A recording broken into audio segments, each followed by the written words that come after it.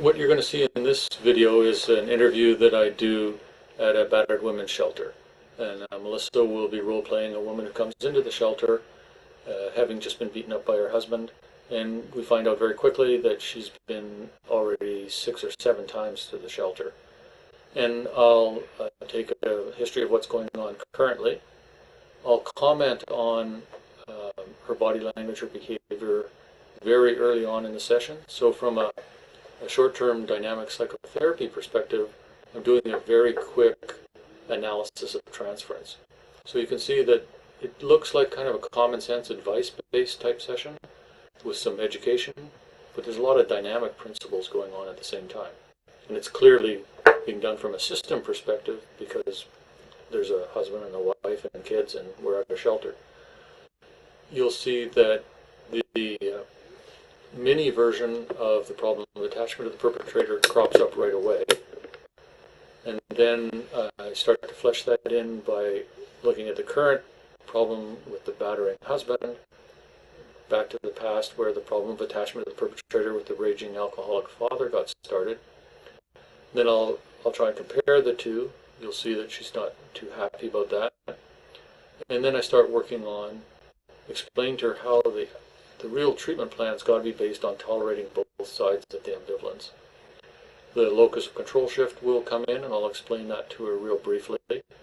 And what you'll see is that these are not just theories about what happened in childhood, that the problem of attachment to the perpetrator and the locus of control shift are dominating her thinking, her decision-making, her behavior, and her feelings in the present. You'll see that we'll be dealing with some of the practical side of housing, money, legalities, and so on.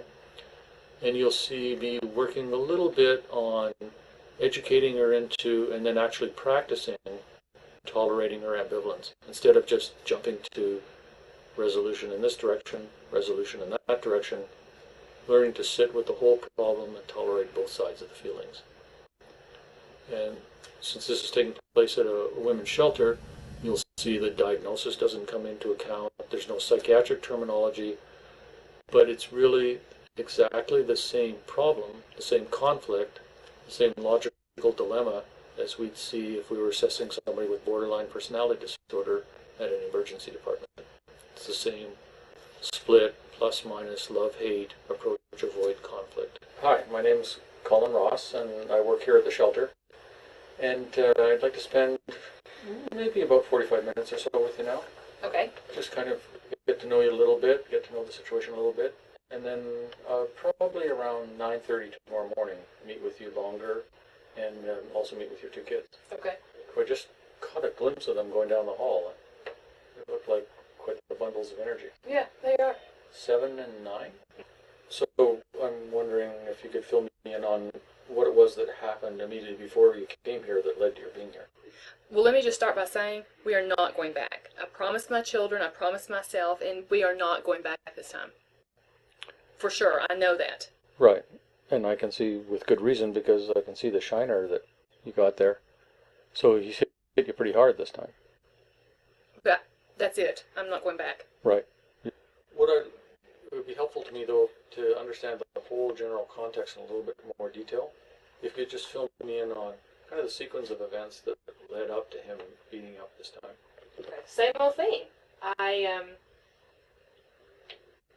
Just stupid stuff. It's always over little stuff. What was it this time? I didn't have dinner on the table on time. And what was going on that got you behind schedule on dinner? Took the kids to the park. They had a teacher's day. They didn't have to go to school. We just lost track of time. We were playing. I forgot my watch. And I just got home late. And he just lost it. What time was it by the time you got home? 10 after 7. And when is dinner scheduled for? It's supposed to be on the table at 7. Is that when he gets home or what? Yes. And what kind of work does he do? He's a foreman. Like in construction? Yes. So pretty busy right now? Yes. Does he go back to work after dinner? Or is he done for the day when he comes No, home he at goes 7? back to work after dinner. There's a lot of job work pressure.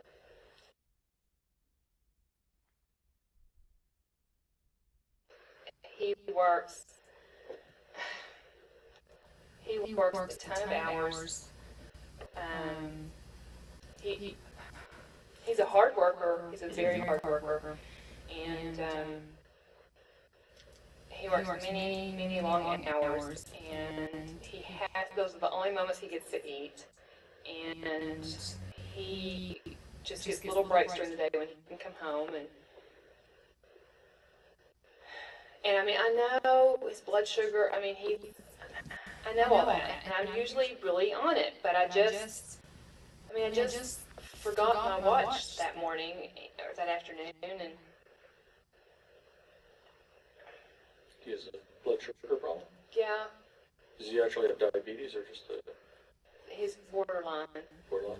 And And so you got behind, and therefore he got behind on getting the sugar back on so track. he's not in a and good getting mood his when dinner. he comes in, and he needs to eat. And he only has like this little tiny window. He gets like 20 minutes he can eat because it takes 10 minutes to drive back. And So I want to comment on something that I've noticed while you've been talking. When you first started, your tone, your language, your body language was very forceful, very clear, very adamant. You're done with this. You don't deserve it. Your kids don't deserve it. You're out of there, which was good to hear. But as you got a little further into describing what was going on, and you were talking about his blood sugar and his stress at work and construction and so on, your body language shifted, voice shifted, your posture even shifted a little bit, and you almost became apologetic. well, I mean, I have to be fair. I mean, he does. All those things are true. He does have a really hard job, and he does work a lot of hours, and he's really tired. I mean, he does do a lot, and he is not in the best of health. And Right. I mean, I'm just trying to be fair. So those are all things that are just objectively true. And he doesn't really ask a lot from me. I mean, I just have to. Well, he asks for meals absolutely scheduled every single time. Yeah, but that's really, I mean, there's not a lot, and But the problem is not what he asked for. The problem is consequences you get when you don't deliver. Namely, spousal abuse. So whether he's justified I mean, I was in pretty much on time right. with that. It didn't happen hardly ever. But it's not necessarily completely unreasonable for a husband who's got a certain window of time, who's working construction, who's got a blood sugar problem, to want dinner on the table when he arrives home. That in and of itself is not incredibly unreasonable. But where the whole thing falls apart is when you don't deliver, the consequences you get beaten. That's I mean, not all the time. enough that you've been to this shelter how many times? I don't know. I think I saw on intake that this is either your 7th or 8th visit here. I think it's my seventh. So this is not just a one-time deal. And the problem is just what I said. That you're a victim of domestic violence, spousal abuse, spousal battery on a repeated basis. And there's nothing that you can possibly do to justify and be. Well, I know, but I mean, that doesn't absolve me from my responsibilities either. But the question is, what is it you're responsible for? Are you responsible for cooking, or are you responsible for getting beaten up? I'm just saying, I was responsible for cooking, and I didn't. In your mind, does that in any way justify getting beat up? No. You sound a little shaky on that. I can understand why you'd be angry. Sure. Well, I want to come back to commenting on your body language, your tone of voice, and your posture, and so on. The reason I was commenting on that is you shifted from what I could call mode A to mode B. So mode A would be that more forceful, adamant, confident. Your spine is straight. You're not taking it anymore. You're done. Mode B is the more quiet, apologetic, lacking in confidence, little bit of self-blame, Well, that's self-accusation. I mean, that's just my responsibility. We're just starting talking about what my responsibility was. Exactly. But the reason I'm commenting on the shift is, I'm thinking that this is a mini version of the shift that you go through. This is just something that's kind of a theory I'm not going to for go you. back. That's good to say, and that would inspire a person with confidence, except for the fact that this looks like it's a repeated pattern. Because I imagine all the previous 6 or 7 times that you came here, when you walked in the door, it was the same thing. That's it, I'm done, I'm out of there, I don't deserve it, the kids don't deserve it.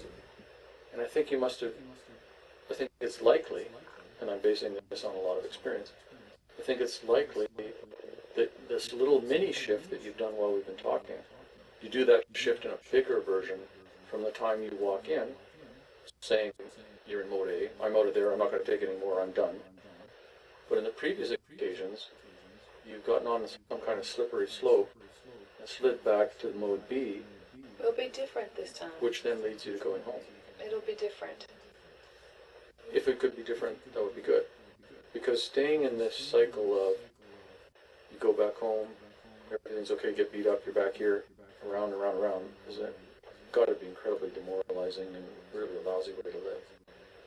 So we need to interrupt the cycle, no question. But the reason I'm bringing this up, I just won't talk to him this time. That's my mistake. I just won't talk to him. If that could work, if that was feasible, that maybe would be a plan. Well, I know it was feasible because he'll call up here, he'll apologize, he'll start talking about when we first got married and how much he loves me, and how he would he won't do it anymore. So if you don't listen to all that, you don't get sucked back in. Yeah, so I won't talk to him while I'm here. For the rest of your life. Your kids are 7 and 9, and you're not going to talk to their father for the rest of your life. That's a doable plan. Well, I just won't call while I'm here. Maybe I can get stronger. What happens once you leave? You can't not have contact with this guy for the next 10 years. Well, I'll just talk about kids. And he has a track record of respecting your boundaries and going along with what you say. Well, what do you want me to do? What I want you to, it's not so much what I want you to do, go back, not go back. What I want you to do is start looking at the pattern and understanding the pattern you've been trapped in, because if you get a clear picture of it, then we can start working on changing it, rather than just doing the pattern over and over. That's why I would start to comment on this shift from so-called mode A to mode B. You don't think I should stay, do you? If you're going to be abused one more time in the future, you should not stay. No question. I can't really have a total assessment or final opinion because I've only just met you. A large percentage of the women who come here, they just need to get out of the marriage. The guy is too far gone, too dangerous, too violent.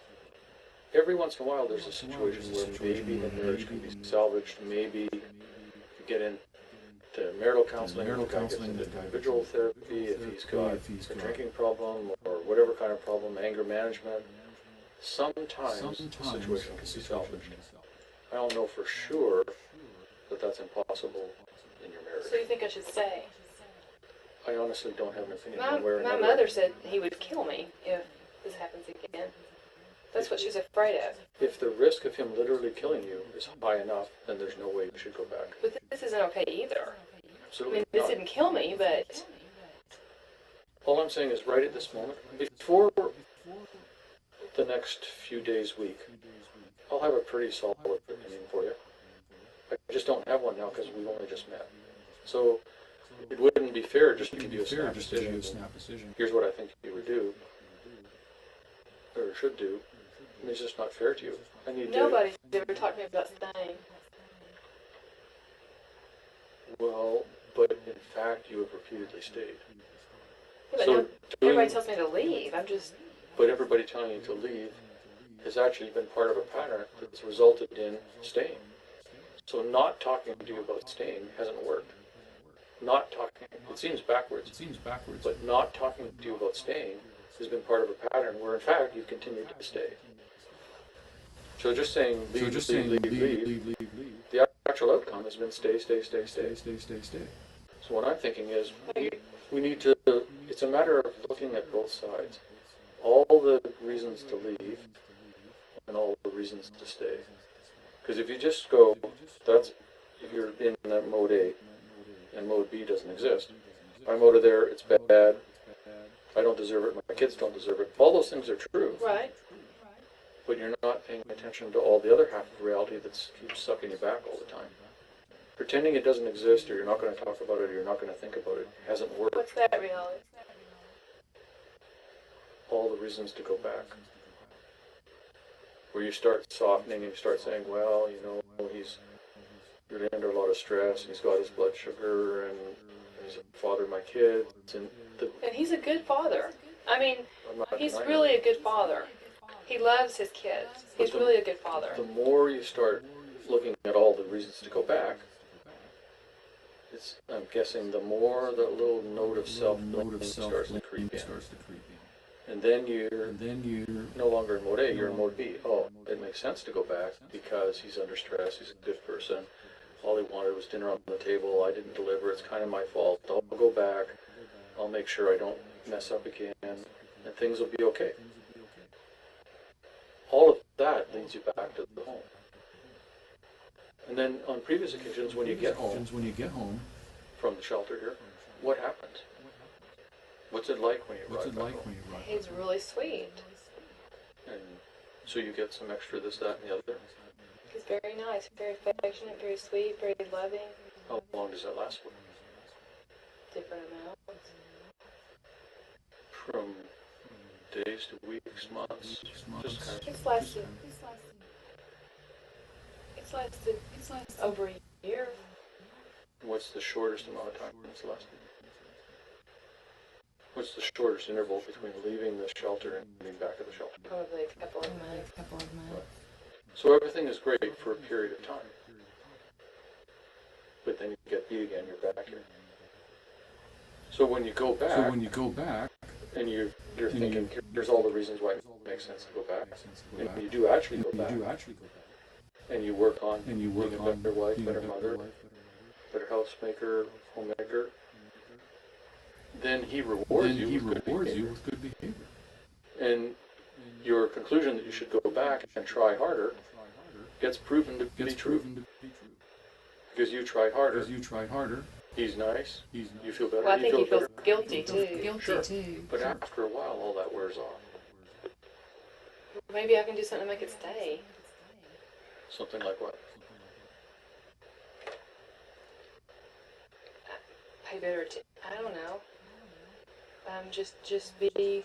What is it? Pay more attention to the time and be more responsible. Okay. Sure. For a while. So I just need to learn how to maintain that. Okay. So your basic sort of model or theory that you're operating on here is he's under stress, he's got this, that, and the other, and the reasons that he's beating you are mostly because your performance is not good enough. If you could get your performance up, then despite his stress and despite his blood sugar and despite other things, he wouldn't have to hit you because there would be nothing to hit you for. So it's really That doesn't sound right though, does it? That's what you're saying. That's what you just said. Do you think that's bad? I think it's inaccurate. I would say it's bad. I just say it's an inaccurate evaluation of what's going on. But it's always something that I really did mess up on that trips it off. Sure. I understand that. But that doesn't mean that you're causing it or it's your fault. If every wife / mother who fails to be imperfect got beaten for failing to be imperfect, every single person on the planet would be getting beaten. There's nobody who delivers perfection. You know, I've only have a high school diploma. So if you were to separate from him, there'd be a big question mark about finances. Yeah, I have to go back home. Where are your parents near here? How far away are they? They're about 60 miles. So you and the kids would have to move out of the house. They'd have to change school districts. They would be torn away from all their friends. They wouldn't see their dad as much. Yeah. And the worst thing is I have to lose my parents. What are your? So that's a big price for you and the kids to pay. What is it that would? You obviously are not too thrilled about the idea of living with your parents. Tell me a little bit about that. My dad, I mean, he's just a total alcoholic, rager, crazy. Has he been like that since you were a little kid? So in the intake material, I think you have one sister who's older, a couple of years older. So just the two of you there, and mom and dad. And your mom and dad are biological parents of both of you? So tell me a little bit about when you're, say, 6, 8, 10. And he'd come home drunk. He'd come home drunk? And would he be, you said he's a rager, so was he sometimes happy, or was he always kind of angry, or just very, or? He was sometimes happy. And sometimes pretty violent? Mm-hmm. Would he beat you No. physically? How about your mom? Mm-hmm. Your sister? Just your mom? We So, would- go ahead, sorry. We would hide Where would you hide? in our closet. And then what would be going on? I imagine you would be hearing something. Mm-hmm. What would you be hearing? Just things being thrown, and screaming and crying and. Did he ever, like, leave bruises on her that you could see? Mm-hmm. Any broken bones ever? Probably, but she would never go to the emergency room. No, he did. Dislocate her shoulder one time. Any cuts where you would see her bleeding? I don't remember. Yeah, her nose would bleed. I don't remember her getting cut. So bloody nose and some shiner ever? Mm-hmm. And did you see, like, bruises on her arms and stuff ever? Mm-hmm. So it's pretty thorough beating. And And then it was always when he was drunk. He was a total alcoholic, rager. It was always when he was drunk. And how would it end? Who knows? He'd get tired, or he'd pass out, or How would you and your sister know to come out of the closet? we'd wait for it to get. Well, we'd wait for our mother to come tell us it was okay. Okay. Was there anything that you would ever do to try and prevent your dad from blowing up and having a rage? Oh gosh. Well, I mean, we're just little kids. What can you do? But Sometimes kids try to he do didn't something. want kids. The whole thing is he never wanted kids. My mother wanted the kids, and we had to pretty much get the house to where it appeared that no children existed. So no toys or anything out.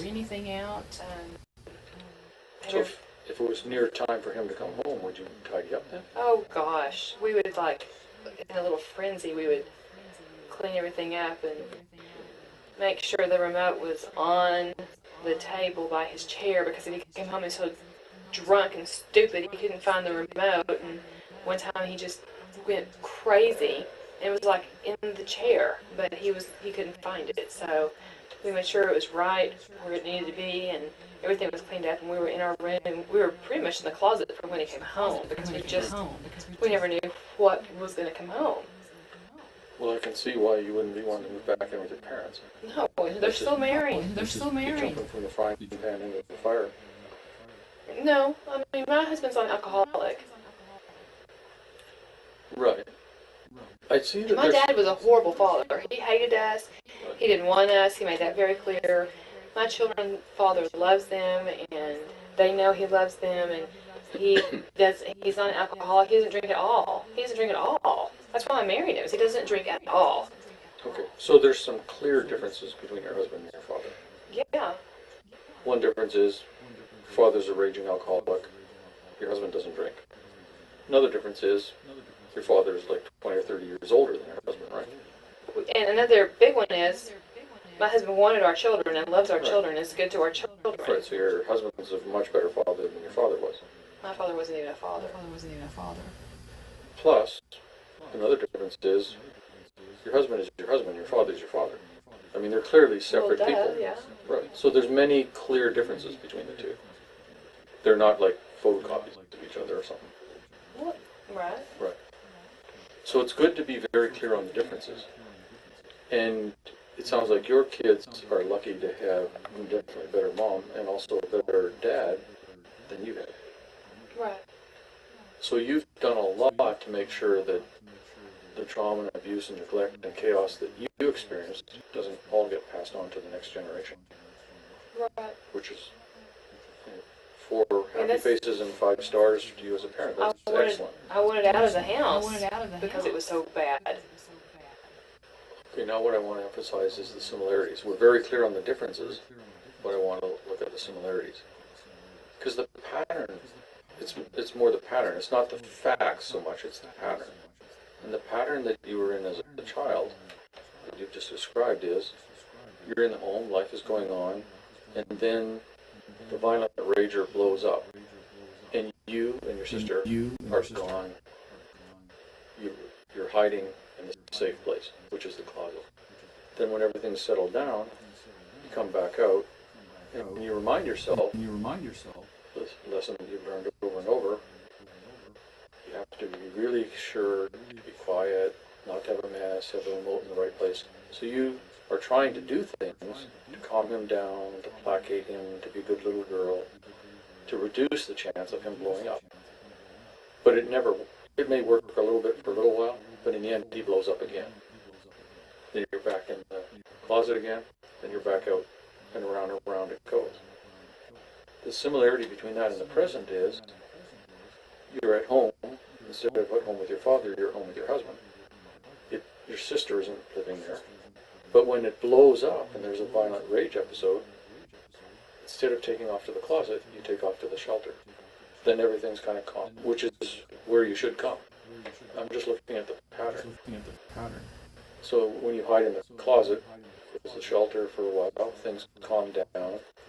Then you figure, okay, if I go back home and I have the remote in the right place, if I don't have the toys, except now it's not remote and toys, now it's cooking well enough, cleaning well enough, taking care of the kids well enough. If you can do something, that'll reduce the odds that he'll blow up in the future. So the pattern is very similar. The details are different. It's your father, then it's your husband. There's alcohol, there isn't alcohol. It's the shelter, it's the closet. So when you don't look at the details and you look at the pattern, it's the pattern that's similar. Does that make sense? Yeah, I mean, I guess. What about it doesn't seem to make sense? I just never looked at it like that. But now that you are looking at it that way, does that seem accurate? Does that seem like a reasonable summary?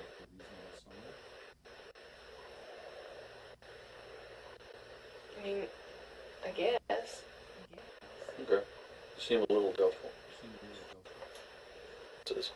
I'm very clear that there's major differences comparing the present situation to the past. But I really want to ignore the differences for a minute, focus on the similarities. Because the problem that when you're just a little person, 4, 5, 6, 8, you're really trapped in the situation. You can't run away from home, go live on the street. That's what feels different, is I chose to come here. I didn't feel like I had choices. Well, you chose to run to the closet. But you were trapped in the overall situation. Here, at least in theory, you have the option of divorce.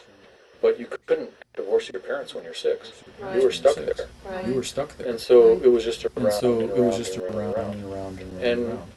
And what you developed was what any child in that situation would develop, which we call the problem of attachment to the perpetrator. And that is, the most important people in your life for any child are their mom and their dad. And you bond to your mom and dad, you form a connection with them, you're attached to them, basically because you're a mammal. That's what mammals do.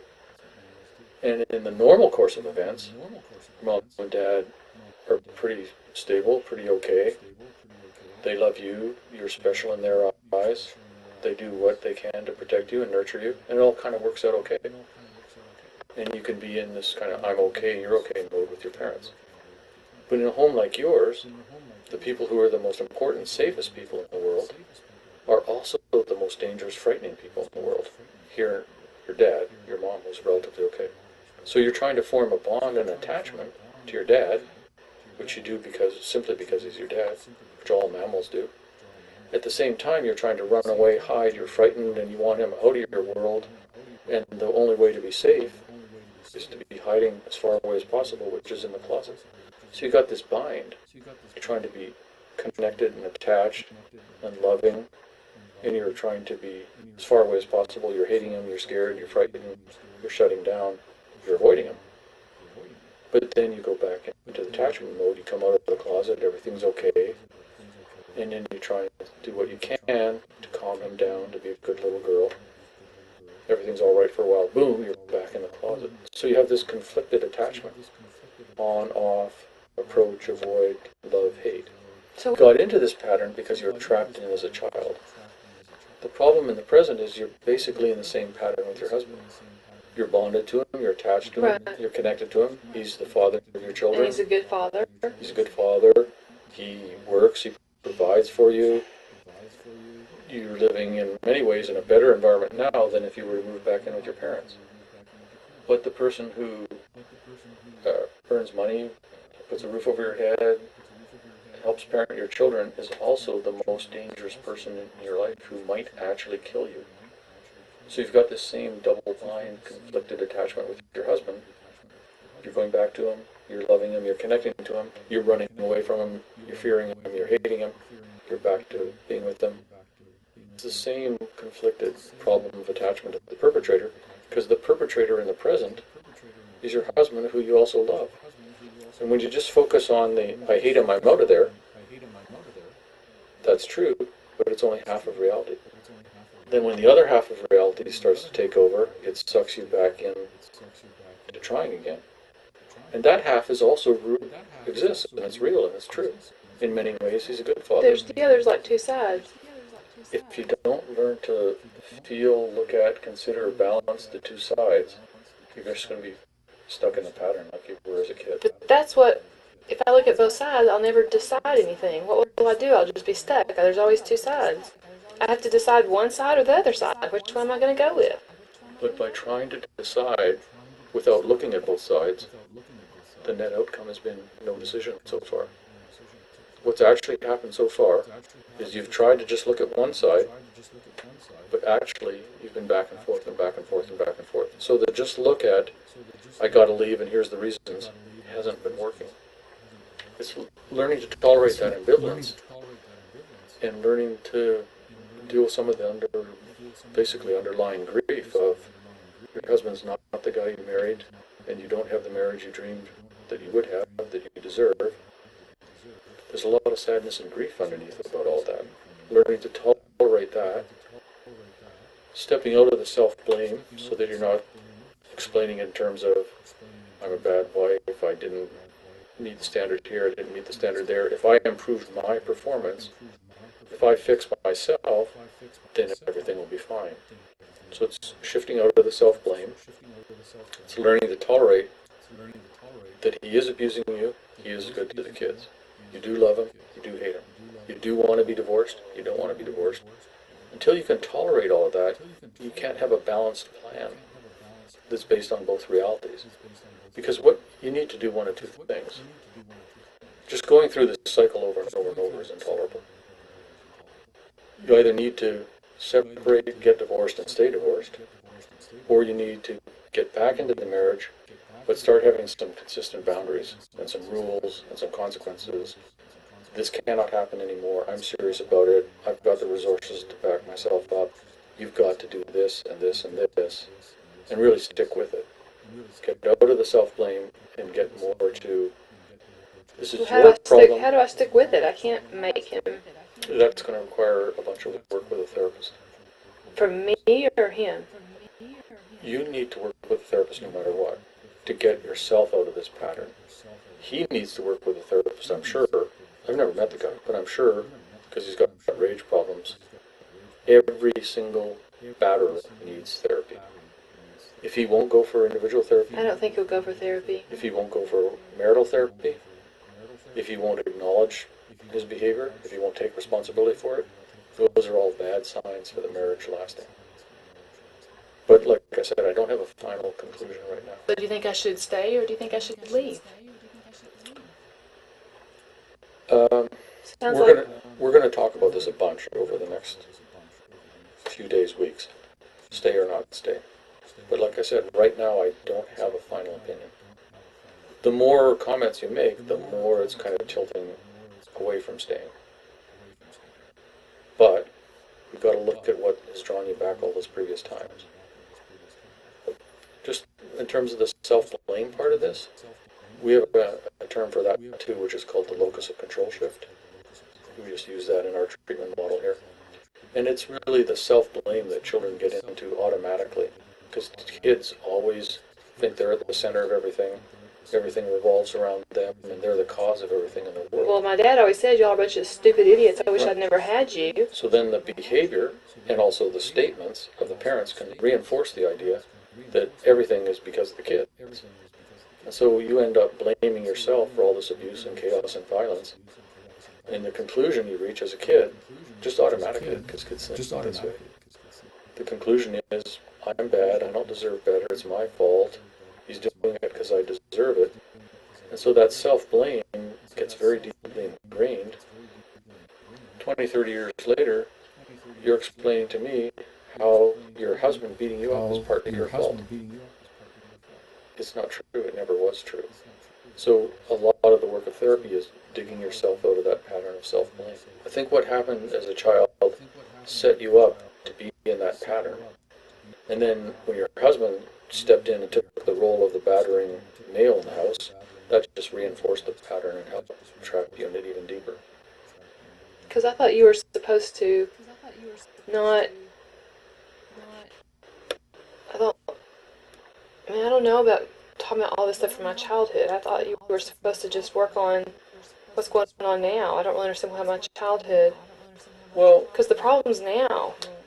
That's a very good question. And I absolutely agree that the emphasis is on the problem now. And it's not that you have to go back and rehash your childhood, for 20 years of therapy sort of thing.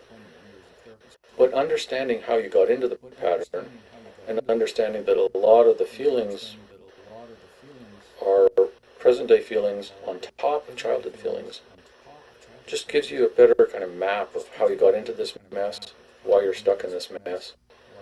Getting out of it, you can only do in the present and the future. So if you're talking about your husband, you're talking about the problem of attachment to the perpetrator in your marriage, all the unresolved feelings from childhood will kind of be tagged along, and you can resolve them all by talking about the present. So most of the conversation can be about the present. We just have to keep kind of a mental flag that, hey, a lot of this is about mom and dad too. And then you can kind of process both together, basically. I just don't know. I don't know what to do. Stay here. Don't leave. Don't talk to him. Well, not for the next 24 hours, that's for sure. Now, whether we want to, and we're not going to decide this right now, whether we want to contact him, send him any messages, communicate with him in any way, we'll figure that out. But until we figure that out, yeah, don't talk to him, don't communicate with him. Stay here, keep yourself safe, keep your kids safe, and let's get to work. So right now, what to do is don't do anything, just stay here. You don't need to decide anything about where you're going to live for today or tomorrow or the day after. You're going to live here, that's the best decision. But I don't know what to do about whether to Don't try and make that decision right now. It's all a process. Roll up your sleeves, get to work, we'll think about it, we'll talk about it, we'll look at both sides, we'll go back and forth. It's painful and difficult, it's not simple. If it was so simple, you already would have decided. We have a little bit of reading material we can give you that goes over some of this, and we have some groups where we go over it and explain it and talk about it. Okay. And then, like I said, roughly about 9:30 tomorrow, I want to meet with you again a little bit, and then talk to the kids a bit, and then we'll take it from there. They love him. And that's going to make the whole process much more painful and difficult for them and you.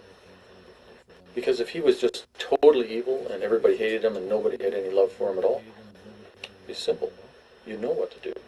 And you just go ahead and do Yeah, it. Janet's her kids hate him. He's mean all the time, and she still wants to go back. I mean, that doesn't make sense to me at all. Well, you know what? There's two kind of problems. It's like reality split in half. So when the kids just hate their dad, what I really want to tap into is underneath that they love their dad. When But they don't. He's mean all the time. He's not nice to them. they're mammals, they're biologically connected to their biological father. They want him to love them. Yeah. I'd say that. Right, exactly. So they need and want their dad, but he's not the dad that they need and want. That's the Right. bind. So they've stopped loving him.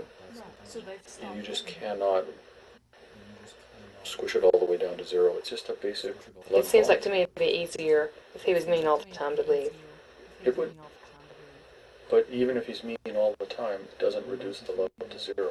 For Janet, what I would want her to tap into, she's all into, I love him, I want to go back to him. She needs to tap into all the anger and resentment and hatred she has for him. She's too much over on the other side. Yeah. So it's all about balance. And the thing that's so painful about it is both realities are true. That's why it's tough. It's tough emotionally and tough to decide what to do. So, like I said, we'll be focusing on kind of two aspects of this. Just the practical, money, housing, finances, your rights, legal side of things. We'll do a whole lot on that. But a big part of figuring out what to do and having a workable plan is dealing with the emotion part of it. And so we'll be balancing both. So, just in closing, I think you absolutely made the right decision by coming here. And I'm glad that you are here. And we'll get to work on this. I look forward to meeting your kids tomorrow.